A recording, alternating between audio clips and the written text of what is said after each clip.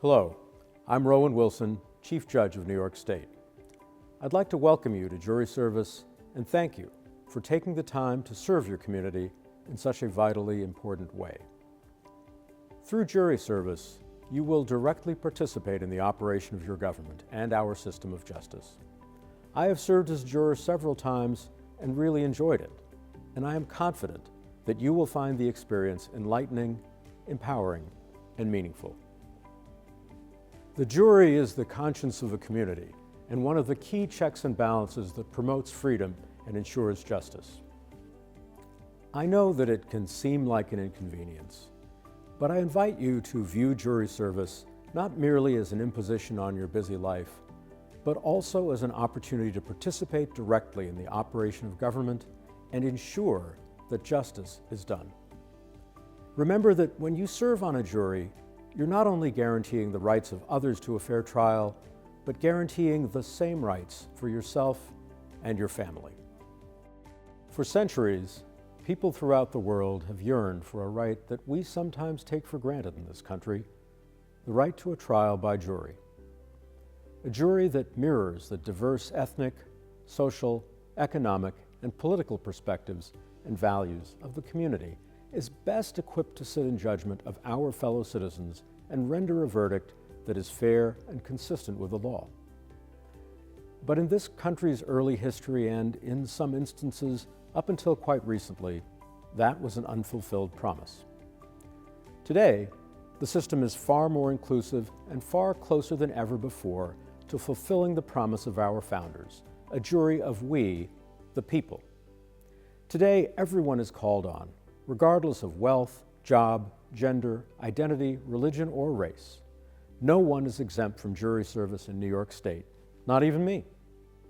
Without you, it would not be possible to choose a jury that is truly representative of the community.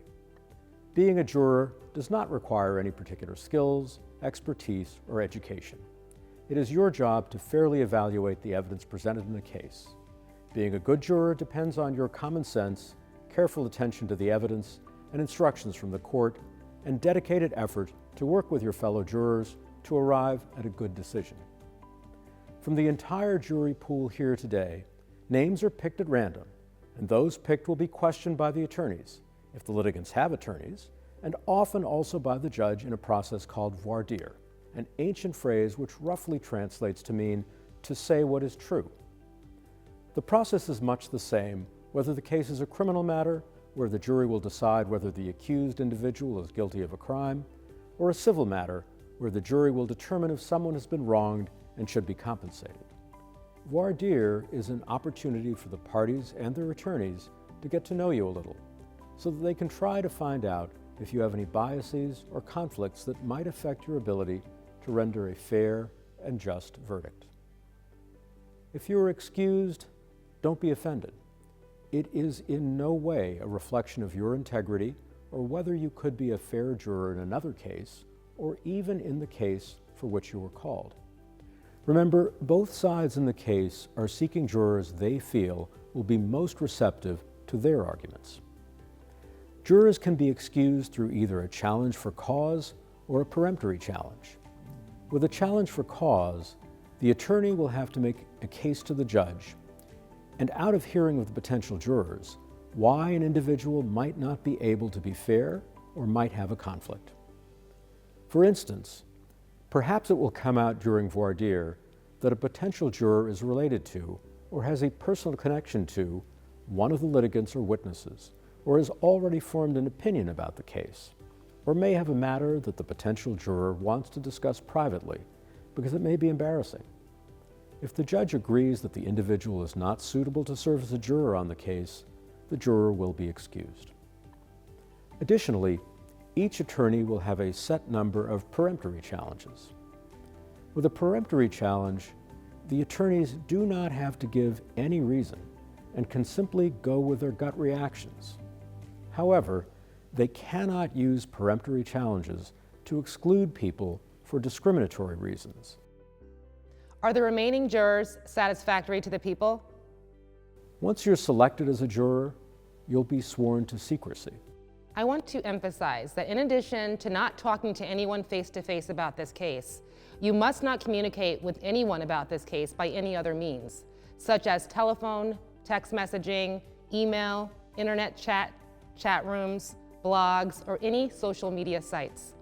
You're not even allowed to talk to other jurors about this case until I tell you it's okay to do so. That means you cannot talk to anyone about the case until it's concluded.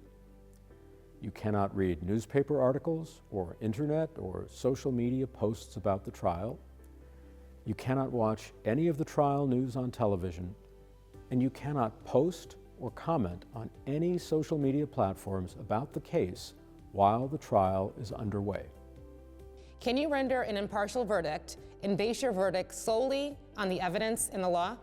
Yes. You must come to your conclusions based only on what you hear from the witness stand and see in the exhibits. It is vitally important that your verdict is based solely on the evidence at trial and that you are not influenced, consciously or even subconsciously, by something you may see or hear out of the courtroom. Please do not come to any conclusion until you have seen and heard all the evidence and deliberated with the other jurors.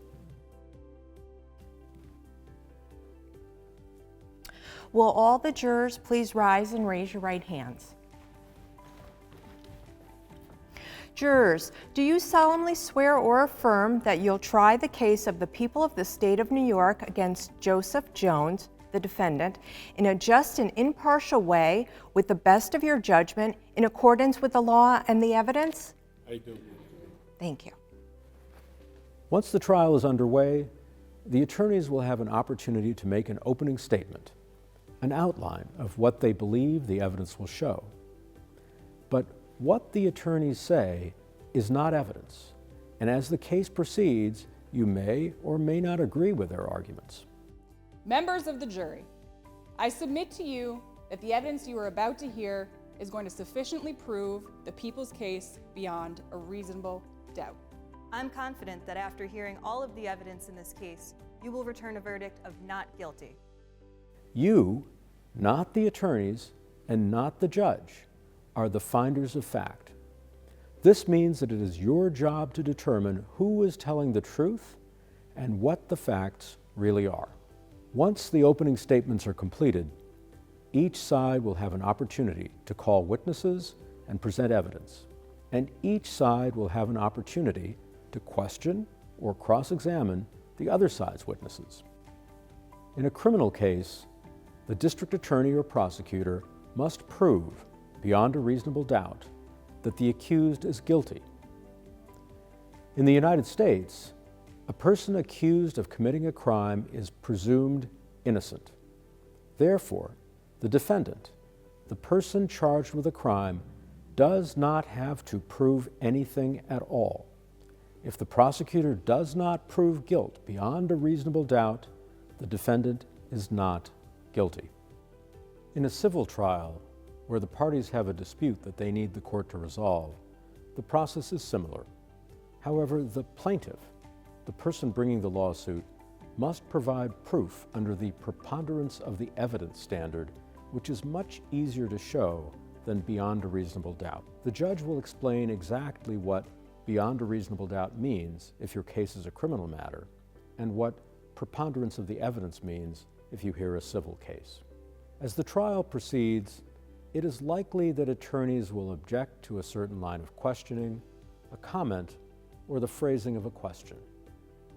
There may be interruptions from time to time when the attorneys meet with the judge. Don't speculate about what the judge and the attorneys may be discussing or about why there may be interruptions in the trial.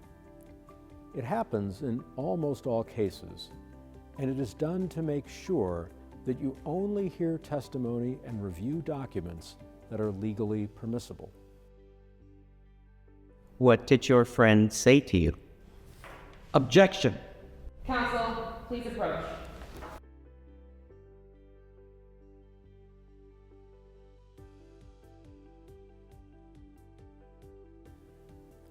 After both sides have presented their cases, they may make closing arguments.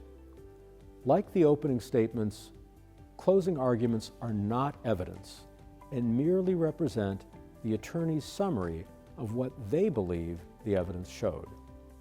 You may agree with the attorney, or you may not. The judge will instruct you as to how the law applies to this case, and you will retire to deliberate.